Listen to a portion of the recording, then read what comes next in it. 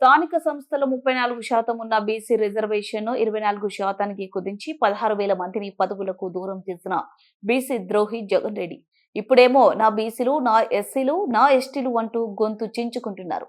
కూటమి ప్రభుత్వం అధికారంలోకి వచ్చిన తర్వాత బీసీలకు 34% రిజర్వేషన్లతో బీసీలకు సముచిత స్థానం కల్పిస్తున్నాం.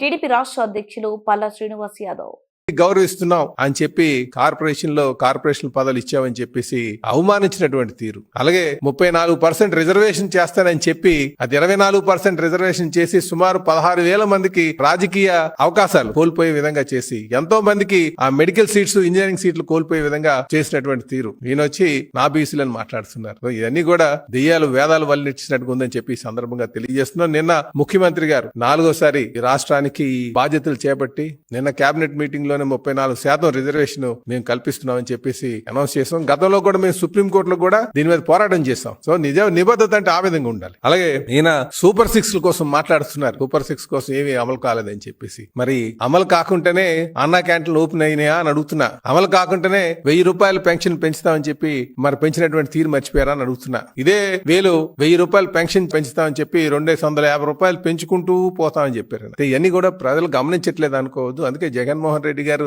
మాట్లాడుతుంటే అది దెయ్యాలు వేదాలు వల్లిచ్చినట్టుగా ఉందని చెప్పేసి ఈ సందర్భంగా తెలియజేస్తున్నాం. చెప్పాలంటే ఇందాక చెప్పాను, ప్రజా తీర్పు ఏ నాయకుడికైనా సరే ప్రజలు ఇచ్చినటువంటి తీర్పుని గౌరవించాల్సినటువంటి అవసరం ఉంది. 23 సీట్లు అప్పటికే 3 మార్లు ముఖ్యమంత్రిగా చేసినటువంటి వ్యక్తి చంద్రబాబు నాయుడు గారు ప్రజా తీర్పును గౌరవించి అసెంబ్లీలో కూర్చొని ప్రజల యొక్క బాణిని వినిపించినటువంటి తీరు మీరు గమనించాలి.